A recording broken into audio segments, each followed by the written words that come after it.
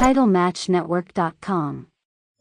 No, I don't know. I just love this business so much, and the only thing that bothers me is Tammy loves it as much as I do, and when there's somebody that you're in love with that much, but when you're together constantly, and you're kind of like, you're such a fucking annoying jerk off. You say that in your mind about each other, and then like out of the blue, something will fucking come up. Like we were arguing one day in Puerto Rico, and we're walking back from the fucking grocery store, and there was something like the address of the house was like fucking 333. And I just looked at it. We hadn't told you that for like 5 minutes walking home all mad.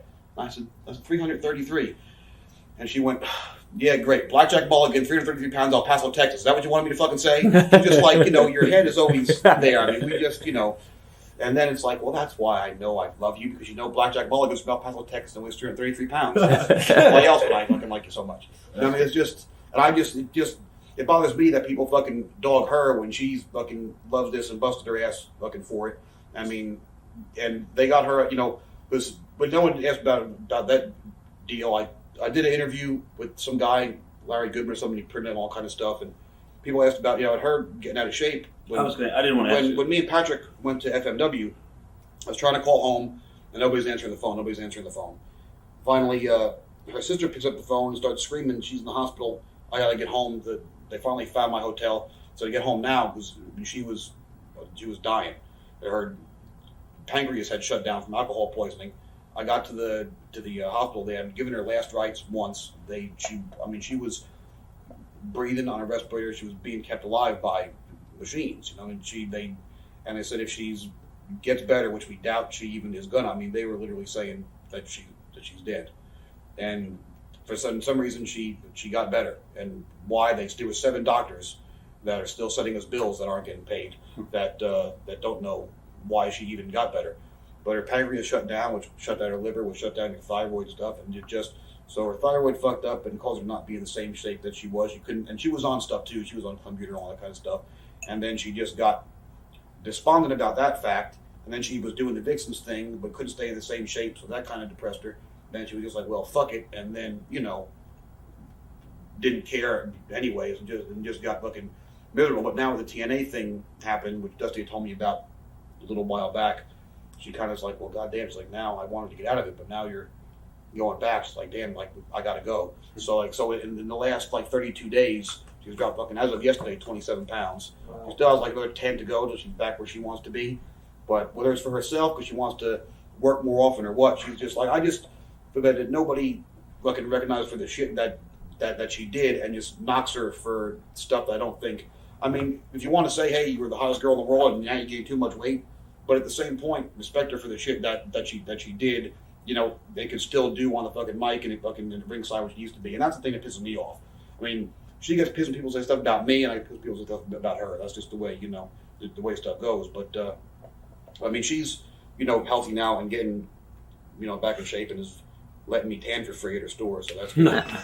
But I mean, I don't know what else there is to say besides whether you like us or not, we never had a dull moment. Did you guys ever want to separate from each other, you and Tammy, maybe to get help? Maybe were you guys a bad influence on each other at any point? We didn't think so. I mean, it was maybe comes up as an idea now. You should have fucking told me that 5 years ago. I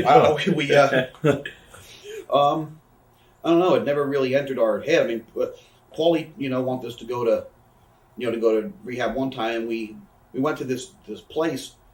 And we go to the door, and they go where you're going to sign in and get all the information. And there's some dude in a fucking straitjacket dragging down the hall. I'm like, we're not going here. But I mean, we went for counseling. We would go twice a week, and we went and got piss tested every week and stuff. I mean, and so much really don't show up. So we stopped doing everything else beside that. Right. Because it wouldn't show up as anything strong. It's not a narcotic, so they're not even testing it for it. So our piss came up clean, so we weren't on nothing except that which is not even looked for. So you weren't ready to help yourself. You just wanted to be able to pass the test to go back to work. Okay. I was going to actually ask you, do you think you guys you and Tammy were scapegoated by Paulie at all? Yeah. Okay. He, when he had Tammy do that TNN thing. I was going to ask you about that. I mean, it was like a heavy sell on it. He was like, man, this will be great. He was like, how is it going to be great? He was like, well, he'll either make you a sympathetic figure and tell your story and stuff, but for some people just didn't want to believe what you said was true, and when it was, when people get back on you he's talking about, stuff. He was like, listen, I'm starting to get too heavy, just tell me to back off. And she talked about stuff that she doesn't want to talk about, like stuff with her niece and her mom and all that kind of crap. And, and he aired it. And like, I saw Cornette's shoot interview when I was in Puerto Rico.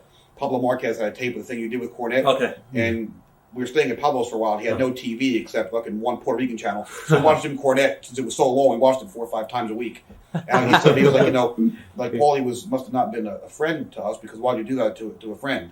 But he asked us beforehand if we do it, and we said, yeah. And he said, well, it could either be great, or it can blow up in our faces. But the key word was our faces. I figured that meant him too.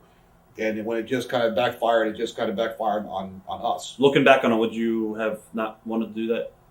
Well, looking back on it, if we weren't really trying to be straight, we were just trying to be straight enough that we would not get in any fucking trouble and be labeled as fuck-ups. We still didn't want to be straight. We still wanted to fucking party, but just we didn't want anybody to know about it. Right. Had I truthfully been wanting to be straight then, I still would have gone ahead and done it. But again, that was so many years ago, and you're not as mature as you are as you get older. So if I know now what I knew then, I would still do it, but I would do it smarter. Then I was just, half the time you're fucked up, and then when you're awake, you're under fucking Paulie's spell. So there was not one point in the day when you were in your right frame of mind. Right. Speaking of drugs and other drugs, steroids, you can look at different guys in ECW with their physiques and everything. What's your opinion on them? Well, people ask about steroids in wrestling. I don't know anybody. Even now, fucking Spike looks kind of good. I don't know of anybody who's not on. Right. I'm seriously, I don't know one fucking person that's not. And people. You can look at the obvious people who are, but they're on a lot more than just steroids. They're on fucking growth and a lot more steroids and train a lot harder. I remember. Is there anything you want to say to your fans you never had a chance to say to them? I'm so sure that I'll think of it at home tonight, but I don't know. There's nothing. I pretty much. I don't know, to answer everything I think anybody would want to know, and a lot of stuff they probably really don't even care about.